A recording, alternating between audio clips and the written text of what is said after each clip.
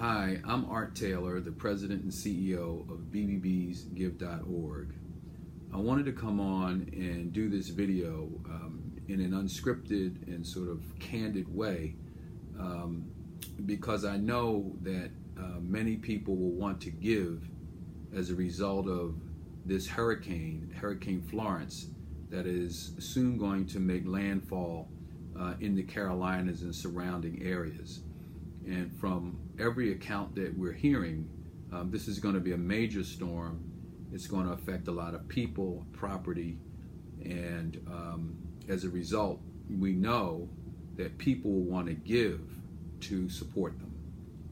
Whenever there's a hurricane or natural disaster, Americans demonstrate their generosity by supporting them in some cases, historic numbers.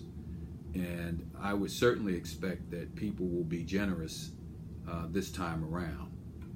Now, there's some things to think about, though, before you make that gift. First of all, understand that there are people out there who have dark hearts, and that's the only way to say it. They will try to get you to give them your money and have no intention whatsoever of providing any support to people who are affected. And you have to be vigilant for these people, especially during a time of high emotion, as we all will be when we see the pictures of people whose lives have literally been turned upside down as a result of this storm. We want our monies to be put to good use and not go to scam artists. And so there's some things that you should think about.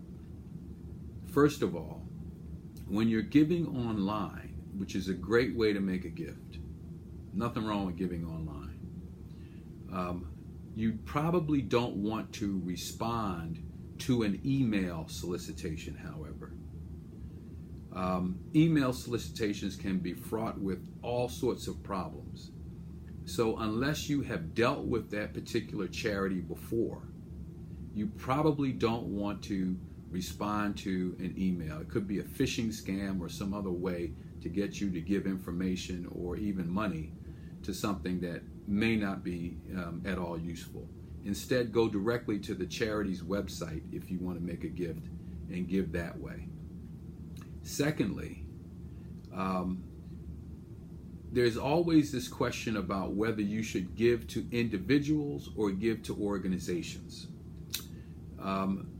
What we see are that when a disaster strikes, many individuals will start raising money to support people affected by a disaster. In many cases, they'll raise that money and it'll go to a charitable organization that will then do the work. And my suggestion is avoid that. Take your money and give it directly to the organization that is doing the work. You don't need to go through a third party who can take your money and give it to the charity. Keep that in mind. Third, there's this whole issue of giving things. We see people who lost their clothing, they lost their homes, they lost all of their belongings, and we say we have extra things, we can give what we have to these folk. Well, there's some challenges with that.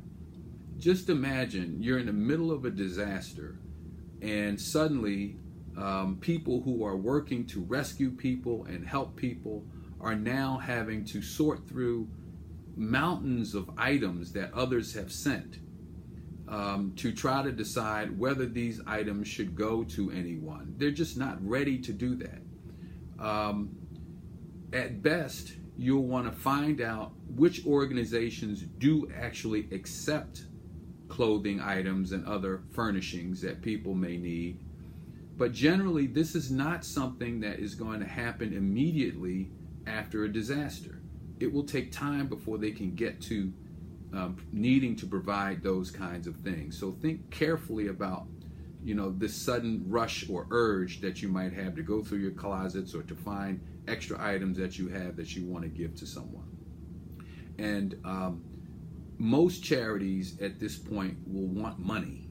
money is the best way to be helpful during this time. You just want to make sure you're giving to a vetted organization. The other thing I want to make sure you do is check with experts, people who have actually vetted charities and know what these organizations are capable of. There will be lots of organizations soliciting you who may have great intentions, but they don't have the ability to produce any good results because they're not technically in the disaster relief business. Managing relief during a disaster is not for the faint of heart, nor is it for some novice organization or individual to come in and try to do. It's for seasoned organizations who know how to process the disaster relief support and who have relationships built with state and federal government agencies who can actually get them into the affected area to deliver the relief. And so sometimes our urges to help have to be tempered by the reality of the situation. Now, there's one other point that you really want to think about, and that is when you're giving during a disaster, make sure you're giving to an organization that actually has boots on the ground. If an organization isn't already established in that community or doesn't have a way of getting into that community, it's going to be very difficult for them to be effective, at least in the early stages of the disaster. Now, as time goes on, they may be able to get in. Other organizations may be able to get in to actually help. Some individuals may be able to get in to actually help. Because disasters the need for relief goes a long way. It doesn't just stop when the cameras go away. As we've seen from other disasters, the needs go on for months and years sometimes before people are made whole again. And so your support will be needed throughout the recovery and relief and rebuilding effort. Save some of your resources for that and look for organizations that are in those particular businesses so that you know that your money is going to be used wisely and in a way that that you intend. So those are just some tips. I'll probably be coming back on with other videos as we find out what's going on. But I wanted to just get us thinking about how we can give and give effectively to help people whom we know are going to be affected by this terrible storm. Thank you very much.